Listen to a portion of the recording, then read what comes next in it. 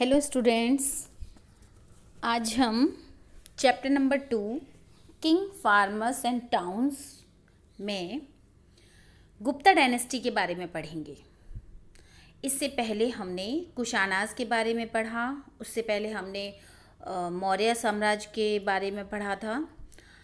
बच्चों, हम इस चैप्टर में 600 BCE से लेकर 600 CE तक का पीरियड कवर कर रहे हैं और इस टाइम की हम पॉलिटिकल हिस्ट्री पढ़ रहे हैं। तो इस टाइम पीरियड में, इस बड़े टाइम पीरियड में जितने भी डायनेस्टीज़ ने यहाँ पर शासन किया, उन्होंने अपने नोशन ऑफ किंगशिप को किस तरीके से अपने राजधर्म को प्रभावशाली बनाया, जनता में किस तरीके से अपनी पकड़ बनाई और उसके क्या क्या प्रमाण हमको मिलते हैं, क्या क्या एविडेंसेस हमको मिलते हैं, क्या सोर्स हैं हमारे पास उनकी जानकारी को जानने के, इन सब के विषय में हम यहाँ पर पढ़ रहे हैं। तो इससे पहले हमने कुशानाज के बारे में पढ़ा कि कुशानाज चीन की यूची जाति से संबंधित थे। उन्होंने भारत के नॉर्थ वेस्ट पार्ट में शासन किया, सेंट्रल एशिया से north west part of India तक शासन किया। वो पहले ऐसे रूलर थे जिन्होंने सोने के सिक्के चलाए।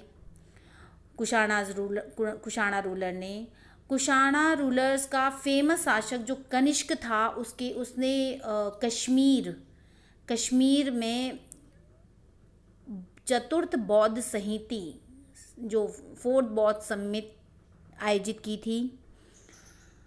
कुशानाज उन्होंने अपने किंगशिप को और प्रभावी बनाने के लिए देवपुत्र जैसे टाइटल भी एज्यूम किए। इसके बाद हम बात करते हैं आज गुप्ता रूलर की, क्योंकि हम important dynasty, important rulers, important political systems के बारे में पढ़ रहे हैं। हालांकि बीच बीच में कनिष्का का शासन रहा 1st सेंचुरी BC से 1st सेंचुरी CE तक, और गुप्ता का जो शासन पीरियड रहा वो रहा 4th century CE। Gupta dynasty एक ऐसी डायनेस्टी थी जिसको किसी रूलर ने एस्टैब्लिश नहीं किया था, बल्कि एक सामंत ने एस्टैब्लिश किया था जिसका नाम था Srigupta. By the 4th century, there is evidence of larger state including the Gupta Empire. Many of these depended on सामंतास। उस समय नॉर्थ इंडिया में सामंत प्रभावशाली थे जिस समय गुप्ता डायनेस्टी की स्थापना हुई।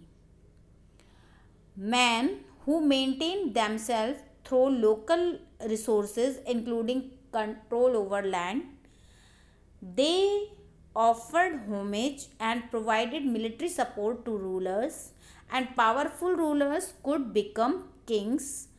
Controversially, weak ruler might find themselves being reduced to position of subordination. तो जैसे सामंत, हम फ्यूडल सिस्टम के बारे में 11th क्लास में पढ़ चुके हैं। तो फ्यूडल्स का कंट्रोल करते थे, वो लैंड पर टैक्स वसूलते थे और राजा को सपोर्ट करते थे। वो अपनी खुद की सेना रखते थे और अपनी आर्मी से रूलर्स को सपोर्ट करते थे। तो ऐसे यही सिस्टम यहाँ पर था, और जो सामंत ज़्यादा पावरफुल थे उन्होंने बाद में अपने एरिया को, अपनी सत्ता को इंडिपेंडेंट घोषित कर दिया और वही आगे चलकर साम्राज्य बन गया। तो ऐसे ही एक जो डायनेस्टी स्थापित हुई थी वो थी गुप्ता डायनेस्टी। गुप्ता डायनेस्टी का पहला रूलर श्रीगुप्त था। हालांकि इसमें बाद में बहुत बड़े बड़े शासक हुए, समुद्रगुप्त, चंद्रगुप्त विक्रमादित्य, कुमारगुप्त, स्कंदगुप्त, लेकिन इसकी जो स्टार्टिंग हुई थी वो एक सामंता ने की थी जिसका नाम श्रीगुप्त था। Histories of Gupta rulers have been reconstructed from literature, coins and inscription including prashastis composed in praise of king in particular and patrons in general by poets. Gupta ruler के बारे में हमें सबसे ज़्यादा, वैसे तो गुप्ता पीरियड, हिस्टोरियन ने गुप्ता पीरियड को भारतीय इतिहास का गोल्डन एज कहा है, क्योंकि इस टाइम में पौराणिक धर्म का उदय हुआ था। इस समय में हिंदू धर्म की ये जो ब्रांच है पौराणिक धर्म, इसका उदय हुआ था और देवी देवताओं की मूर्तियां बनना स्टार्ट हुई थी, मंदिर बनना स्टार्ट हुए थे, आर्किटेक्चर बहुत अच्छी तरीके से ब्रॉटअप हुआ था और कॉइन्स भी चलाए थे गुप्ताज ने। और साथ ही साथ बहुत लिटरेचर भी लिखा गया। कई सारे जो वैज्ञानिकों के बारे में हम पढ़ते हैं, आर्यभट्ट और सर्जन के बारे में पढ़ते हैं, सुश्रुत, धन्वंतरी, चरक, जो हमारे भारतीय इतिहास का एक विरासत हैं, जिनके द्वारा लिखे गए ग्रंथ, जिनके द्वारा लिखे गई रचनाएं, जिनके द्वारा किए गए आविष्कार हमारे भारतीय इतिहास का एक हिस्सा है, हमारे भारतीय इतिहास को बहुत गौरवान्वित करते हैं। वो सब इसी टाइम पीरियड में, गुप्ता टाइम पीरियड के ही हुए हैं। तो इसलिए भारतीय इतिहासकारों ने इस टाइम पीरियड को भारत का गोल्डन एज कहा है।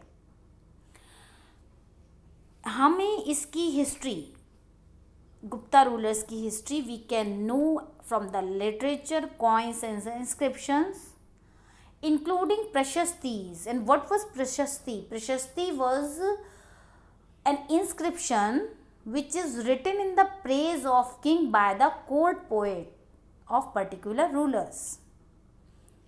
तो राजा के दरबारी कवियों द्वारा लिखा गया जो अभिलेख होता था, जो राजा की प्रशंसा में लिखा जाता था स्पेशली, उसको प्रशस्ति कहा जाता है।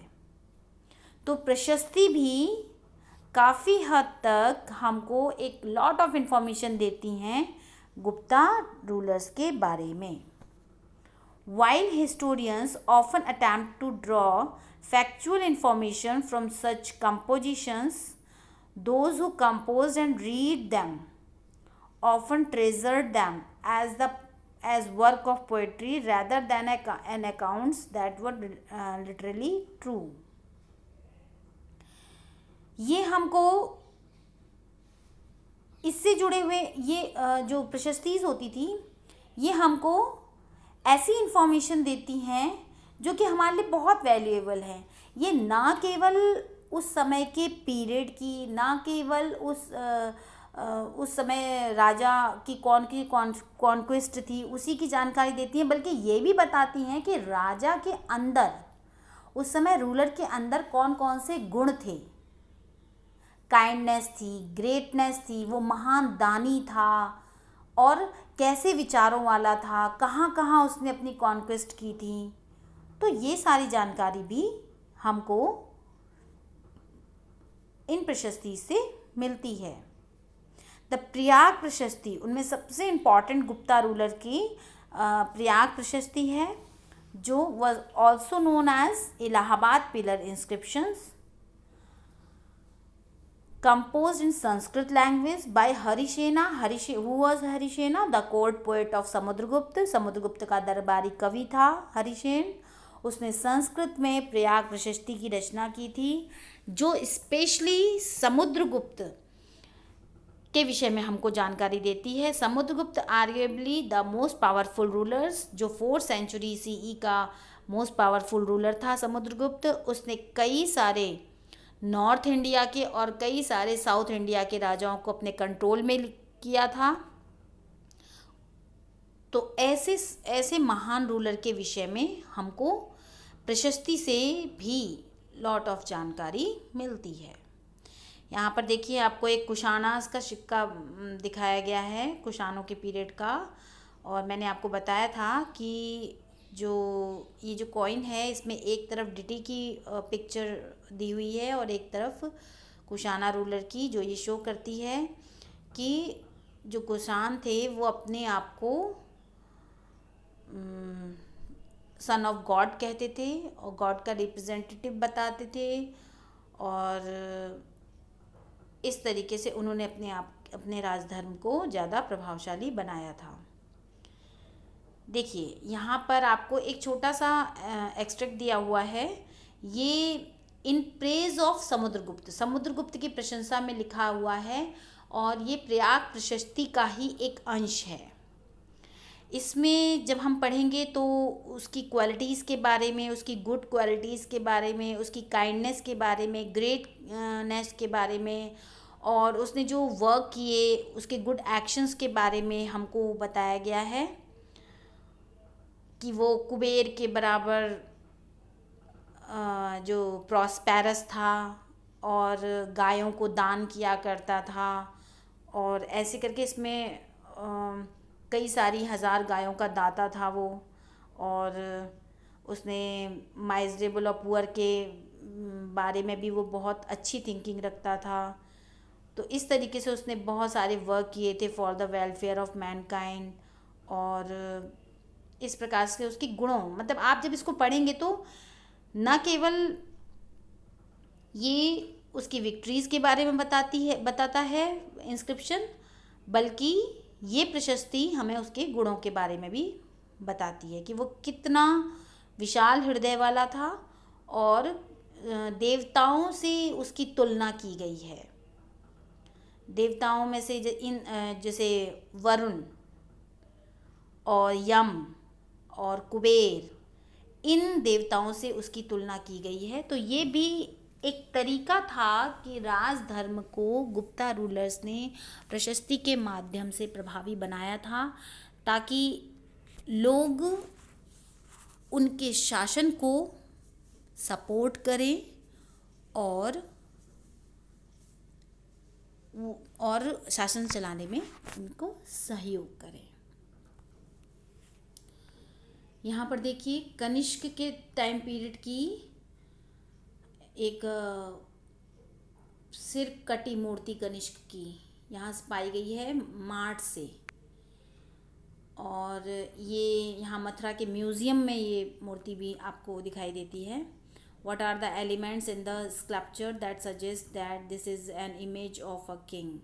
तो इसका जो रॉयल लुक है वो हमको बताता है कि ये किसी रूलर की मूर्ति है। इसकी हैंड में जो तलवार है वो बताती है। इसको जो ड्रेसअप किया गया है, जिस तरीके से इसको खड़ी की गई है ये मूर्ति, इसके खड़े होने का जो तरीका है, ये हमको ये सारे एलिमेंट्स बताते हैं कि ये किसी राजा की